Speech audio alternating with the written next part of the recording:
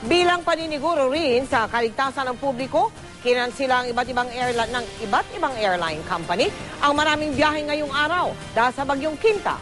Mula sa NAIA sa Pasay, nakatutok live si Jam Sisante. Jam? Yes, Mel, mahigit 40 domestic flights ang kanselado ngayong araw dahil sa masamang panahon dulot ng bagyong Quinta. Kaya naman maraming kababayan natin na pauwi ng probinsya ang naapektuhan. Handa na sana ang buong pamilya na ito na lumipad patungong Rojas City kung saan sila magbabakasyon hanggang bagong taon. Pero kabilang ang kanilang flight sa mahigit 30 biyahe ng Cebu Pacific na kinansela kanina dahil sa masamang panahon. Nagpa-rebook na lang kami. Bali, nagbigay din naman sila ng special flight bukas. Bukod sa biyaheng Parojas, maraming biyahe ng Cebu Pacific papuntang Katiklan at pabalik ng Maynila ang kanselado.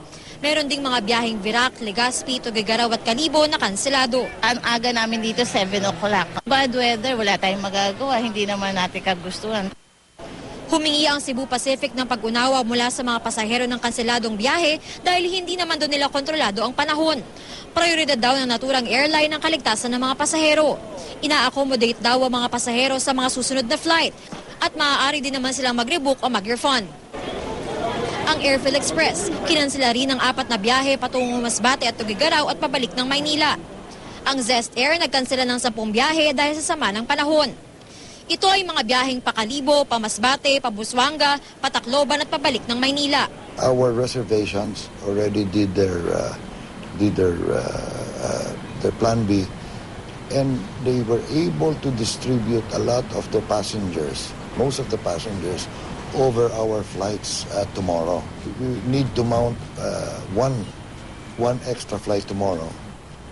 Mel, meron daw mga pasahero na nagkansela na lang kanilang mga biyahe, lalo na yung mga papunta ng Calibo na malamang ay pupunta ng Boracay.